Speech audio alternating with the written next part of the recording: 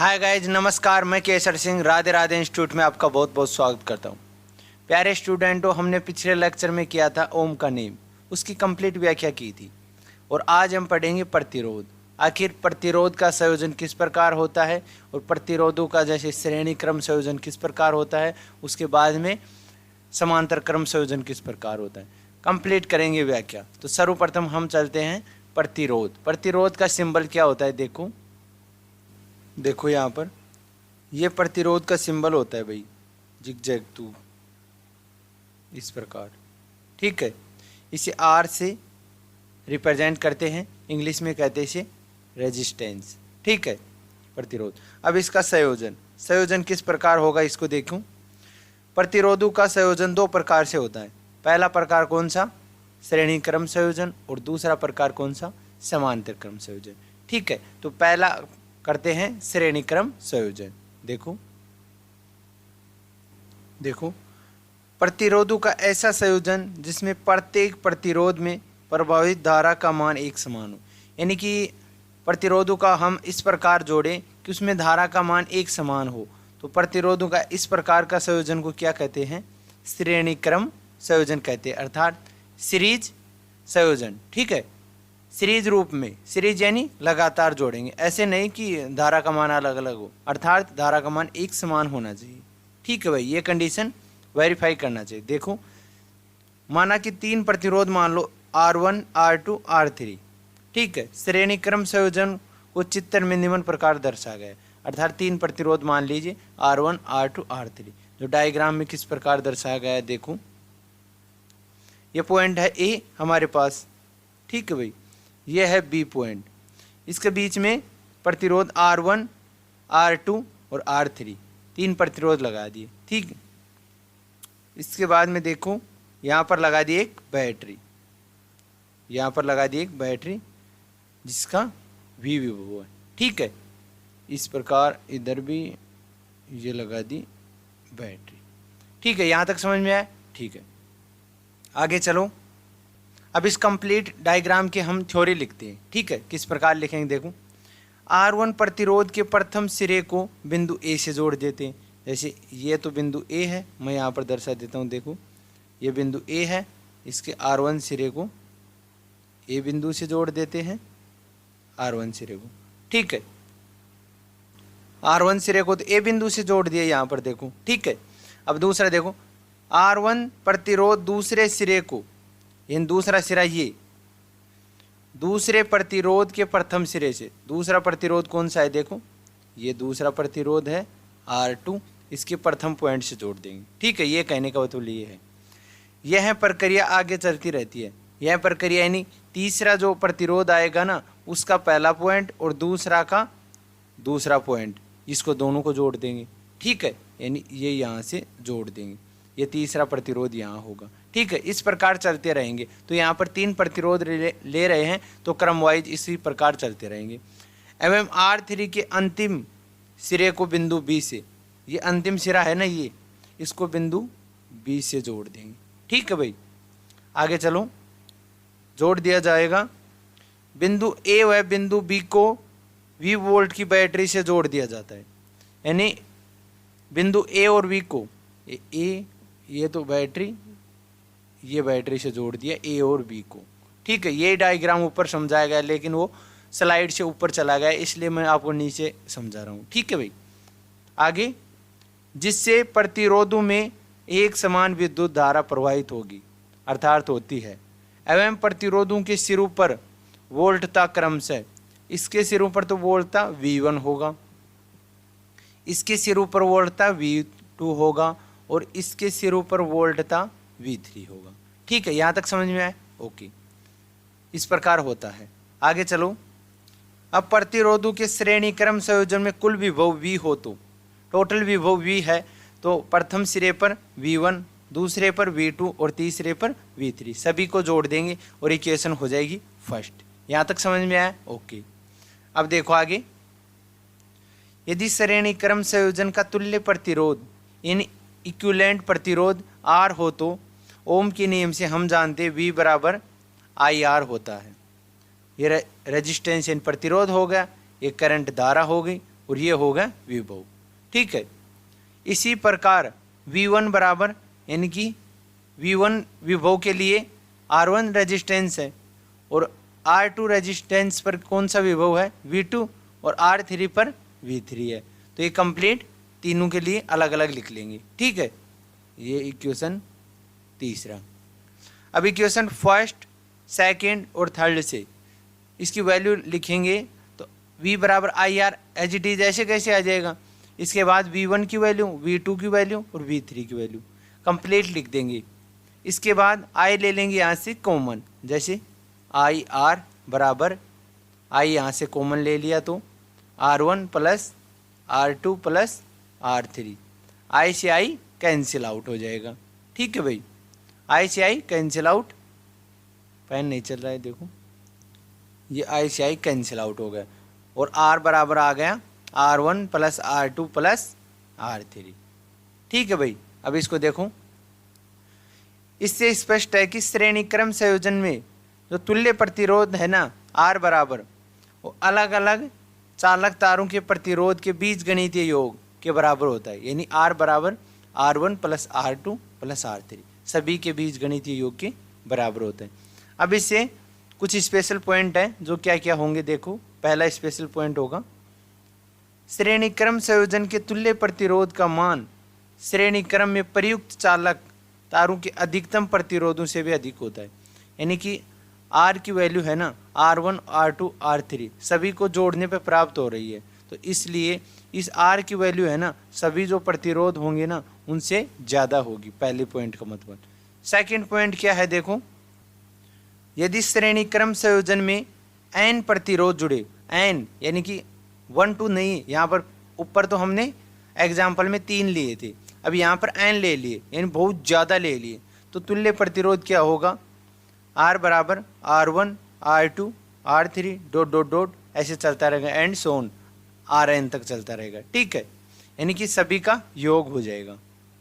तीसरा पॉइंट, यदि समान प्रतिरोध R1 के n प्रतिरोध श्रेणी क्रम में संयोजित हो, इसका कहने का मतलब ये है कि जो R1 R2 R3 dot dot Rn यानी n प्रतिरोध है ना वो सभी समान ले ले। यदि R1 ही ले ले तो क्या कंडीशन होगी, सभी की वैल्यू क्या रख देंगे R1, R2 की वैल्यू R1 ही रख देंगे एंड सोन चलता रहेगा, Rn की वैल्यू भी 1। तो n पद है तो n यानी n से मल्टीप्लाई हो जाएगा। जैसे 3 पद हैं तो जैसे R1 plus R2 plus R3, यदि सभी की वैल्यू R1 है R1 प्लस R1 तो ये क्या आ जाएगा 3R1 आ जाएगा। इसी प्रकार यहाँ पर n टर्म है, यहाँ पर कितनी टर्म है n टर्म है, इसलिए n से मल्टीप्लाई हो जाएगा।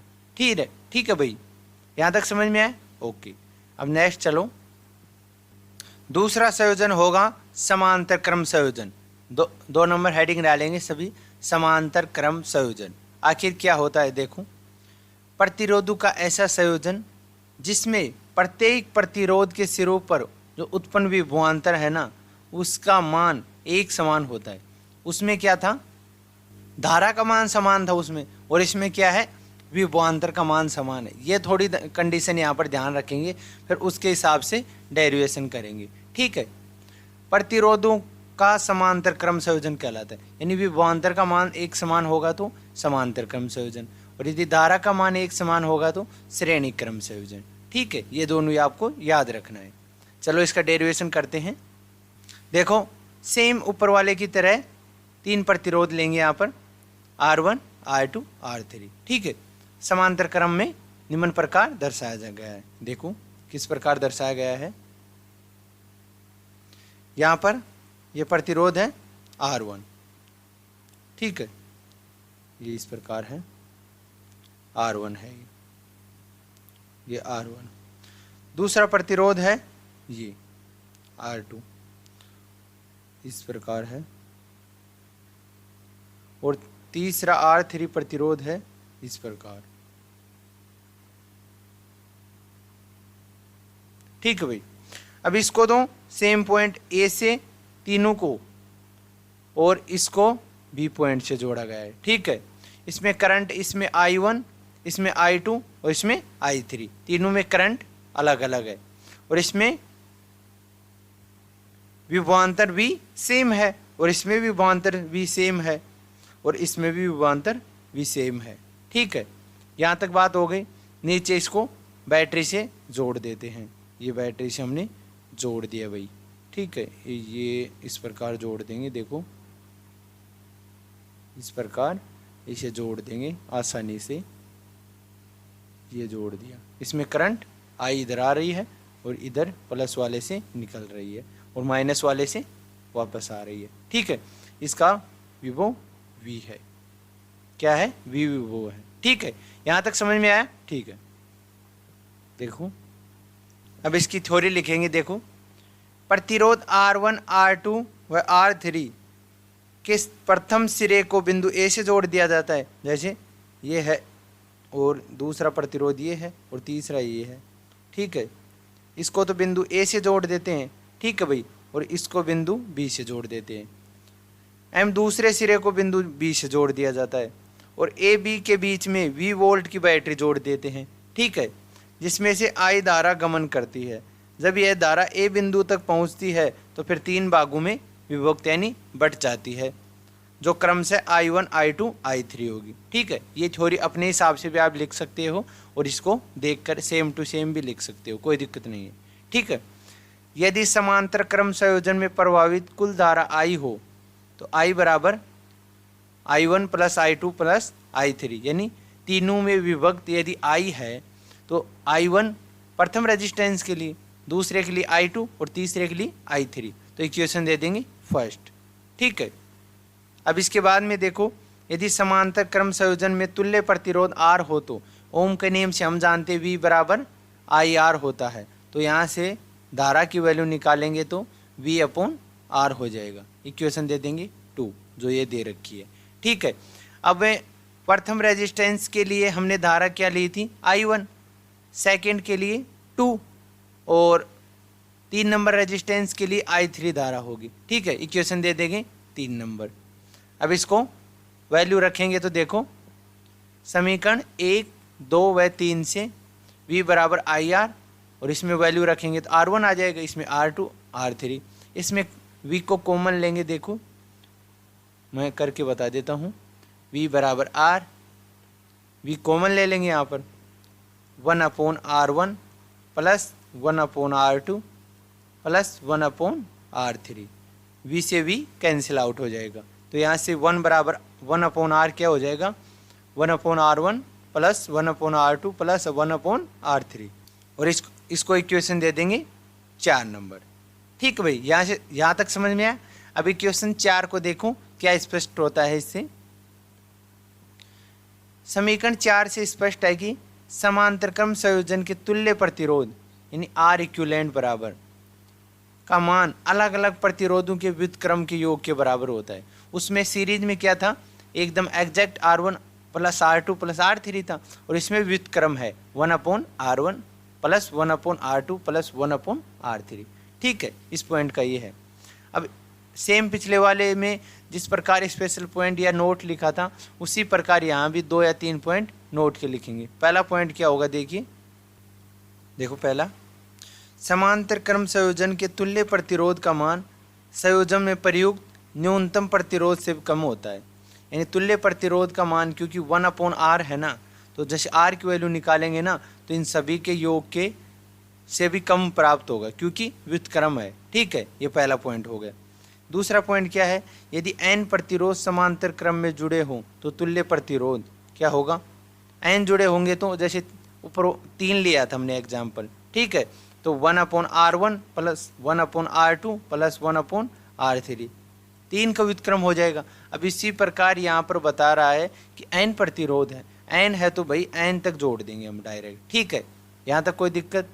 नो दिक्कत। चलो तो तीसरा पॉइंट देखो, यदि समान प्रतिरोध R1 के n प्रतिरोध समांतर क्रम में जुड़े हों तो तुल्य प्रतिरोध यानी कि जैसे 1 अपॉन R1, R2, R3 सबकी वैल्यू R1 रख दे तो n पदों के लिए क्या होगा? देखो सभी को जोड़ देंगे तो n से क्या हो जाएगा? एक फर्स्ट वाली टर्म n से मल्टीप्लाई हो जाएगी। जो मैंने ऊपर बताया था आपको कि जैसे 3 लिया R1 plus R2 plus R3, 3 resistance ले रखे हैं हमने ऊपर एग्जाम्पल में, ठीक है। तो R1 बराबर R2 बराबर R3 बराबर सेम होगा, तो देखो 1/R1 plus 1/R1 plus 1/R1, तो ये क्या आ जाएगा 3/R1। तो n है तो यहाँ पर 3 की जगह क्या आ जाएगा n आ जाएगा, ठीक है, मल्टीप्लाई हो जाएगा। यहाँ तक समझ में आया? ओके। तो आगे चलो, इसके बाद में यहाँ पर देखो r की वैल्यू निकालेंगे तो ये अपॉन में ऊपर चला जाएगा R1, क्योंकि अंश की टर्म देखो जैसे इसको मल्टीप्लाई करें, इसको इससे मल्टीप्लाई, इसको इससे, तो Rn बराबर R1। अब यहाँ पर r की वैल्यू निकाल रहे हैं तो R1/Rn, ये वैल्यू प्राप्त हो जाएगी, ठीक है। यहाँ से फोर्थ पॉइंट क्या है, यदि दो प्रतिरोध R1 व R2 समांतर क्रम में जुड़े हैं तो तुल्य प्रतिरोध यानी दो को जोड़ देंगे, दो को जोड़ेंगे तो क्या हो जाएगा, देखें एलसीएम लेंगे, R1 R2 एलसीएम आ जाएगा यहाँ से, ठीक है। R1 का इसमें देंगे भाग, R2 बच जाएगा, R2 को ऊपर गुणा करेंगे 1 प्लस R1, ये 1/R1 की टर्म आ जाएगी। अब R की वैल्यू निकालेंगे तो इस टर्म को ऊपर ले जाएंगे, इसको नीचे ले आएंगे, तो R1 R2 R1 plus R2, यही तो टर्म है ही, ठीक है। यदि दो रेजिस्टेंस होंगे समांतर क्रम में जुड़े हुए तो इसका जो R इक्विवेलेंट है ना ये प्राप्त होगा। यहाँ तक समझ में आई भाई? ओके। नेक्स्ट चलो, नेक्स्ट टॉपिक है सेल एवं विद्युत वाहक बल, अर्थात सेल क्या होता है देखिए, इसको ई से विद्युत वाहक बल को स्मॉल ई से रिप्रेजेंट करते हैं, ठीक है, EMF। अब देखो डेफिनेशन क्या होगी, ऐसा उपकरण जिसकी सहायता से विद्युत परिपथ में धारा सतत रूप से प्राप्त की जाती है। सतत रूप यानी कंटिन्यूअसली, ऐसे नहीं कि बीच में रुक रुक के आएगी, अर्थात कंटिन्यूअसली धारा आएगी। इस प्रकार के उपकरण को सेल या बैटरी कहते हैं। इसकी सहायता से रासायनिक ऊर्जा को विद्युत ऊर्जा में रूपांतरित किया जाता है, अर्थात जैसे सेल में रसायन भरे होते हैं उससे हम विद्युत ऊर्जा प्राप्त करते हैं। इसका कहने का मतलब ये है, ठीक है। जैसे डायग्राम से हम समझ सकते हैं, ये कोई इलेक्ट्रोड है, ठीक है, ये कोई इलेक्ट्रोड है, ये कोई बी इलेक्ट्रोड है, ये धनात्मक इलेक्ट्रोड होगी, ये होगी ऋणात्मक इलेक्ट्रोड, ठीक है। ये कोई रेजिस्टेंस R है, यहाँ से करंट प्रवाहित हो रही है I, ये कोई रेजिस्टेंस R है, ठीक है, ये हो गई। और ये कोई विद्युत अपघट्य है, जैसे एक पात्र में रखे हैं, जैसे इस प्रकार, ये कोई पात्र में विद्युत अपघट्य भर रखे हैं हमने, ठीक है भाई, विद्युत अपघट्य द्रव्य, ये ऋणात्मक इलेक्ट्रोड, ये धनात्मक इलेक्ट्रोड, ये होगा डायग्राम की बात। अब इसकी थ्योरी पढ़ते हैं, देखो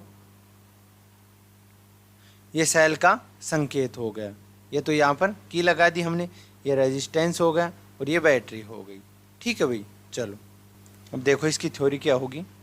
सेल में दो इलेक्ट्रोड होते हैं, एक तो धनात्मक इलेक्ट्रोड और दूसरी क्या होगी ऋणात्मक इलेक्ट्रोड, जो विद्युत अपघट्य द्रव में डूबे होते हैं। जो पात्र में विद्युत अपघट्य हमने भर रखा है उसमें क्या होते हैं, डूबे रहते हैं। जैसे ये इलेक्ट्रोड है ये धनात्मक है, ये क्या है धनात्मक, ये है ऋणात्मक, और ये पात्र में विद्युत अपघट्य में भरे हुए हैं, ठीक है भाई यहाँ तक। और जिस इलेक्ट्रोड पर धनावेश होता है उसे धनात्मक इलेक्ट्रोड कहते हैं, सिंपल। और जिस इलेक्ट्रोड पर ऋणावेश होता है उसे क्या ऋणात्मक इलेक्ट्रोड कहते हैं, एन। सेल में इन इलेक्ट्रोडों को संयोजक तार की सहायता से बाह्य प्रतिरोध R से जोड़ा जाता है, जो सिंपल हमने ऊपर जोड़ रखा है। तो बंद परिपथ में धारा गमन करती है, यानी सर्किट जब क्लोज होगा तो उसमें धारा मुँह करेगी, जिसकी दिशा प्लस से माइनस इलेक्ट्रोड की ओर होती है। जिसकी दिशा किस प्रकार होती है, प्लस से माइनस की ओर होती है, ठीक है, धारा की। जब सेल के अंदर विद्युत अपघट्य पदार्थ में धारा माइनस से प्लस इलेक्ट्रोड की ओर गति करती है, जो धारा है ना वो विद्युत अपघट्य में धारा तो माइनस से प्लस की ओर करती है, जबकि रेजिस्टेंस जोड़ा है उसमें क्या क्या करेगी, प्लस से नेगेटिव की ओर। अब आगे देखिए, जब परिपथ खुली अवस्था में हो, जब सर्किट खुला हो अर्थात बैटरी से परिपथ में कोई धारा गमन नहीं करती है, तो इस स्थिति में सेल या बैटरी के सिरों पर उत्पन्न विभवांतर को विद्युत भाग बल कहते हैं और इसे स्मॉल ई से व्यक्त करते हैं। देखो अब करेंगे सेल का आंतरिक प्रतिरोध, जिसे आर से रिप्रेजेंट करते हैं, वह टर्मिनल वोल्टता को क्या किससे रिप्रेजेंट करते हैं, वी से रिप्रेजेंट करते हैं। ठीक है भाई, इसको देखो क्या होता है। ये सेल के विद्युत अपघट्य पदार्थ में आयनों द्वारा धारा के मान में उत्पन्न अवरोध को सेल का आंतरिक प्रतिरोध कहते हैं। यानी कि जैसे सेल में जो विद्युत अपघट्य होता है ना, उसमें जो आयन होते हैं वो मूव करते हैं, ठीक है, उसमें धारा का मान उत्पन्न होता है, उसमें जो अवरोध उत्पन्न करते हैं ना, यानी कि वो धारा बहती उसको जो रोकते हैं ना, उसको क्या कहते हैं, आंतरिक प्रतिरोध कहते हैं।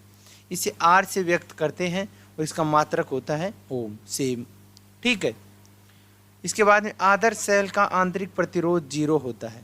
आदर्श सेल यानी कि ऐसा कोई सेल नहीं बना आज तक जिसका प्रतिरोध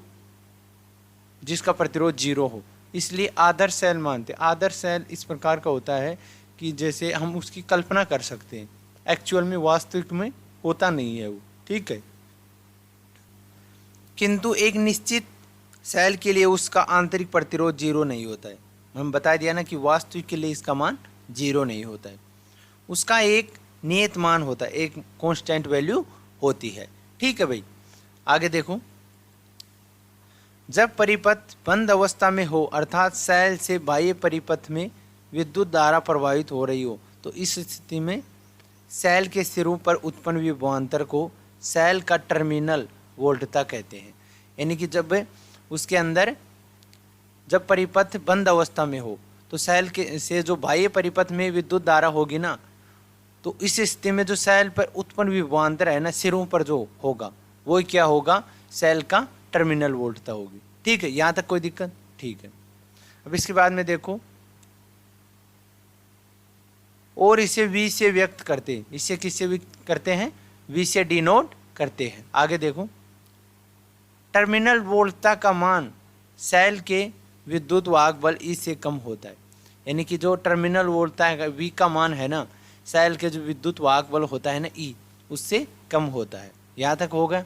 इसके बाद देखो, बंद परिपथ में सेल के सिरों पर परिणामी विभवांतर E माइनस V सेल के आंतरिक प्रतिरोध R के सिरों पर उत्पन्न विभवांतर के तुल्य होता है। देखो किस प्रकार होता है। जैसे हमारे पास ये है सेल, जैसे ये कोई सेल है अनावेशित की अवस्था में, अर्थात यह आवेशित नहीं है, फिलहाल अनावेशित है, यानी कि चार्जेबल नहीं है। ठीक है, इस स्थिति में देखो यहाँ पर करंट I, ये बैटरी जुड़ी हुई है, इसका विद्युत वाहक बल E होगा, इसका आंतरिक प्रतिरोध R है।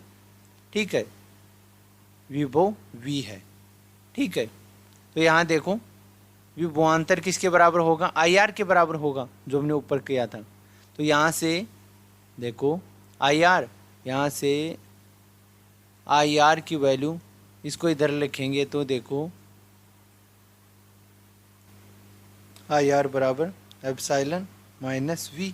अब यहाँ से V की वैल्यू निकालेंगे ना, तो देखो इसको इधर ले जाएंगे तो ये हो जाएगा IR माइनस एप्सिलॉन, ये माइनस हो गया। ठीक है, माइनस को इधर वो करेंगे तो इधर ले जाएंगे तो एप्सिलॉन माइनस IR, ये आ गई V की वैल्यू, यही तो है, इस प्रकार निकलेगी। ठीक है, इक्वेशन दे देंगे फर्स्ट। इसके बाद में देखो, जो कि सेल की टर्मिनल वोल्टता का सूत्र है, ये सेल की V बराबर क्या है, टर्मिनल वोल्टता, टर्मिनल वोल्टता का फॉर्मूला है।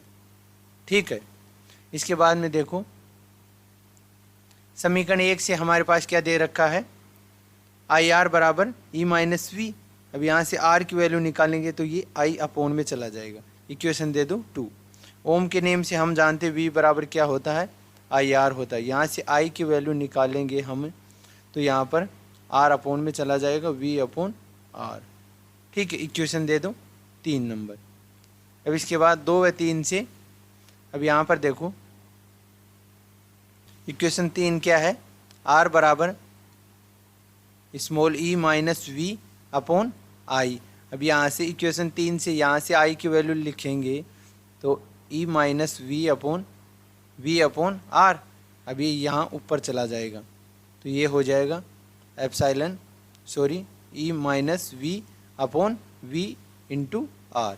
ठीक है, ये टर्म आ गई यहाँ पर, ये इस प्रकार प्राप्त होगी, ये होगी आंतरिक प्रतिरोध प्राप्त हो गया हमें। ठीक है भाई, इसके बाद आता है सेलू का आवेशन, जो किस प्रकार होगा देखिए। सेलू का आवेशन हेडिंग डाल लेंगे।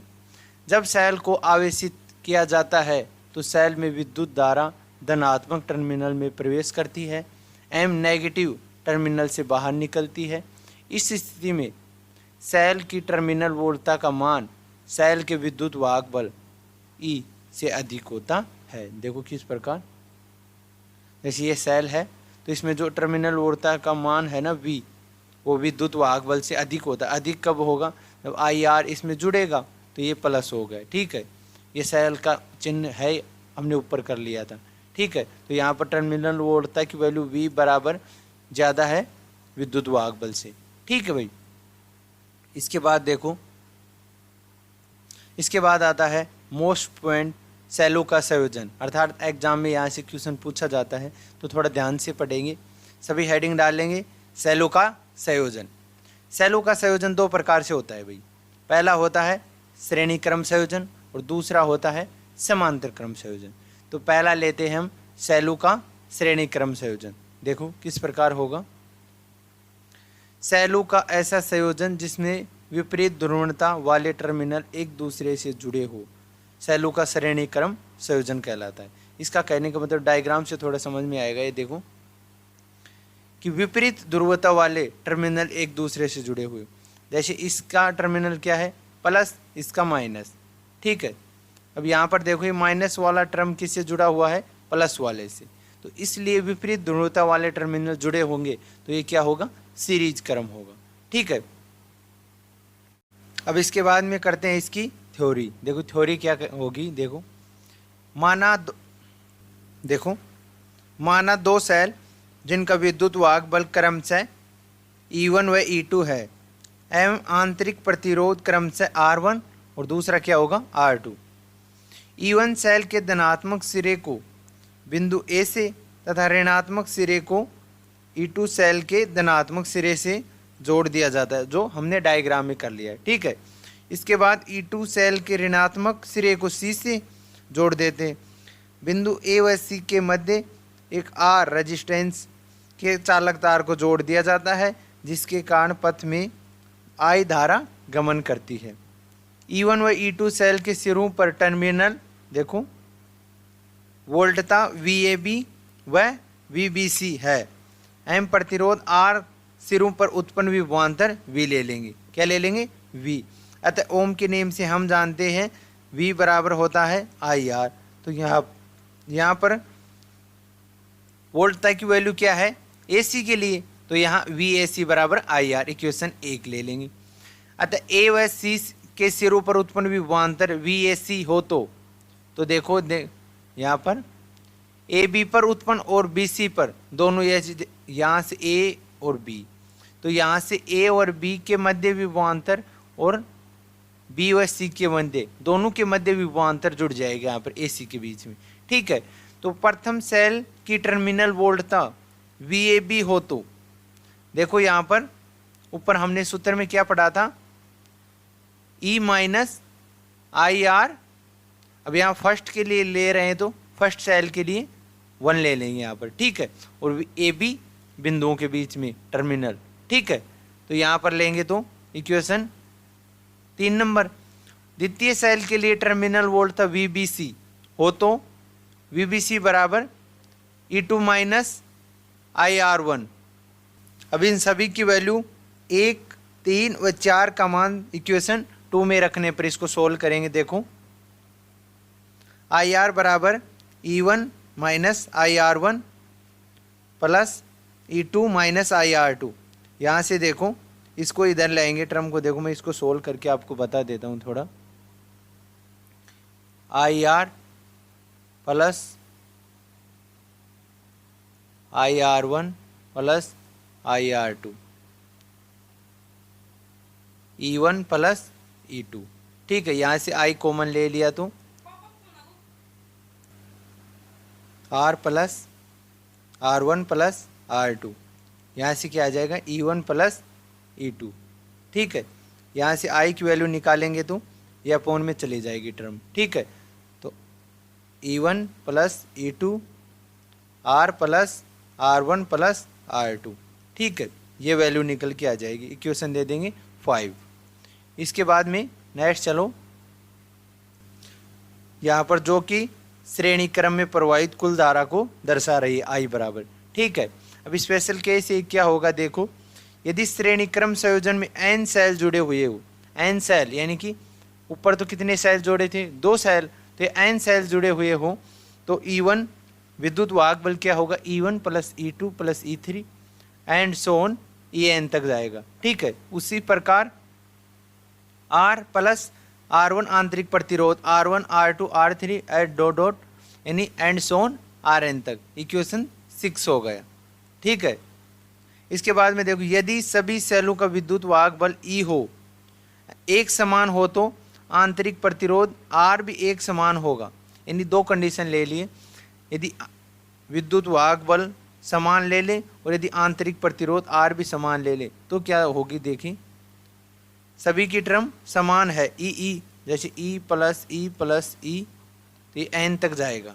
ठीक है, उसी प्रकार R plus R and so on n तक जाएगा, तो n से क्या कर देंगे, मल्टीप्लाई कर देंगे सेम ऊपर वाले की तरह। ठीक है, R प्लस NR, इक्वेशन 7।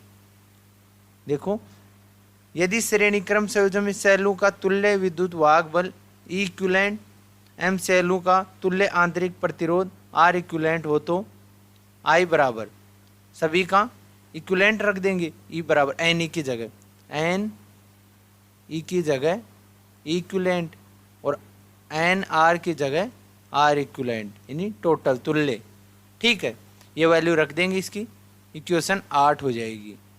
5 और 8 की जब तुलना करेंगे देखो तो E इक्विवेलेंट बराबर तो आ जाएगा E1 प्लस E2 विद्युत वाहक बल। ठीक है, और R इक्विवेलेंट बराबर आ जाएगा R1 प्लस R2। यहाँ तक समझ में आए? ठीक है, इसके बाद देखो सेलों का समांतर क्रम संयोजन, ये तो हमने पढ़ लिया सीरीज क्रम। ठीक है, और ये है समांतर क्रम संयोजन। देखो इसकी डेफिनेशन क्या होगी, सेलों का ऐसा संयोजन जिसमें समान ध्रुवता वाले टर्मिनल एक दूसरे से जुड़े हुए, उसमें विपरीत जुड़े हुए थे ध्रुवता वाले टर्मिनल, इसमें समान जुड़े हुए, सेलों का समांतर क्रम संयोजन कहलाता है। अब इसमें देखो सेल 2 ले लेंगे। पहला सेल, माना 2 सेल जिनका विद्युत वाहक बल E1 व E2 है, M आंतरिक प्रतिरोध R1 व R2 है। ठीक है, दोनों सेलों के धनात्मक सिरों को बिंदु A से जोड़ दिया जाता है, M ऋणात्मक सिरों को बिंदु B से जोड़ दिया जाता है। E व B का संयोजन रेजिस्टेंस R ओम के चालक तार से कर दिया जाता है। देखो ये तो बिंदु है A, ये बिंदु है B, दोनों को सेम प्लस प्लस से जोड़ दिया यहाँ से। ठीक है, यहाँ से भी प्लस प्लस से जोड़ दिया, माइनस प्लस, यहाँ करंट I1, ये करंट I2, इसका आंतरिक प्रतिरोध R1, आंतरिक प्रतिरोध R2। ठीक है, ये 1 E1। ठीक है, विद्युत वाहक बल, इसके लिए विद्युत वाहक बल 2 होगा। ठीक है, यहाँ से करंट इस प्रकार, देखो करंट इस प्रकार प्रवाहित हो रही है, इस प्रकार ये है रेजिस्टेंस R, करंट I जा रही है ये। ठीक है भाई, I करंट। यहाँ तक डायग्राम समझ में आए? ओके। अब इसके बाद में इसकी थ्योरी देखो, दोनों सेलों में प्रवाहित धारा क्रम से I1 I2 है, धारा अलग अलग है। R ओम के चालक तार में प्रवाहित कुल धारा I है, टोटल धारा I है, जो I1 प्लस I2 के योग के बराबर है। दोनों सेल समांतर क्रम में होने के कारण इनकी टर्मिनल वोल्टता एक समान है। टर्मिनल वोल्टता एक समान है। एवं समांतर क्रम संयोजन में प्रभावित कुल धारा I हो तो I बराबर I1 plus I2, equation first हो गई। प्रथम सेल की टर्मिनल वोल्टता V हो तो E1 माइनस I1 R1, ठीक है, इक्वेशन फर्स्ट दे सकते हैं। इसे फर्स्ट इसको दे दिया, इसको सेकंड दे सकते हैं। तो इसको सेकंड देने से पहले इसको थोड़ा और सिंप्लीफाई करेंगे। देखो जैसे इस टर्म को इधर ले जाएंगे, इसको इधर ले आने पर I1 R1 तो E1 माइनस V, यहाँ तक समझ में आया। अब इसको I1 की यहाँ पर वैल्यू फाइंड आउट करेंगे तो R1 इसके अपॉन में जाएगा E1 minus V upon R1। इसको अलग अलग करने पर E1 upon R1 minus V upon R1, यहाँ तक समझ में आया। ये टर्म डायरेक्ट इक्वेशन 2 हो गई, ठीक है। इसी प्रकार दूसरे सेल के लिए क्या लेंगे, विद्युत वाहक बल तो E2, ठीक है, और आंतरिक प्रतिरोध R2 और धारा I2, यहाँ तक समझ में आया। अब इसको ऊपर वाले की तरह सिंप्लीफाई करने पर यह प्राप्त हो जाएगी। इसके बाद समीकरण 2 व 3 का मान इक्वेशन 1 में रखने पर और इसको थोड़ा सिंप्लीफाई करेंगे। देखो किस प्रकार करेंगे। इसे सर्वप्रथम तो E1 और E2 वाले टर्म को एक जगह लिखेंगे तो देखो E1 plus R1 plus E2 upon R2 minus V upon R1, इस टर्म को एक यहाँ लिखेंगे V1 अपॉन R2, ठीक है। यहाँ से V कॉमन ले लेंगे, फिर ये कॉमन ले लिया, ये टर्म एज इट इज आ गई और ये विद्युत वाहक बल अपॉन R1 की वैल्यू ये एज इट इज आ गई, ठीक है। इसके बाद में देखो इसका एलसीएम लेंगे तो R1 टू एलसीएम इसका इसमें देंगे भाग R2 आ जाएगा, ऊपर अंश से गुणा करेंगे तो E1 R2 प्लस इसमें देंगे R1 R2 में भाग देंगे तो क्या हो जाएगा, R1 प्राप्त हो जाएगा। R1 को ऊपर E2 से मल्टीप्लाई करेंगे। इसी प्रकार इसका एलसीएम ले लेंगे, ये टर्म प्राप्त हो जाएगी, ठीक है। अब इसके बाद में देखो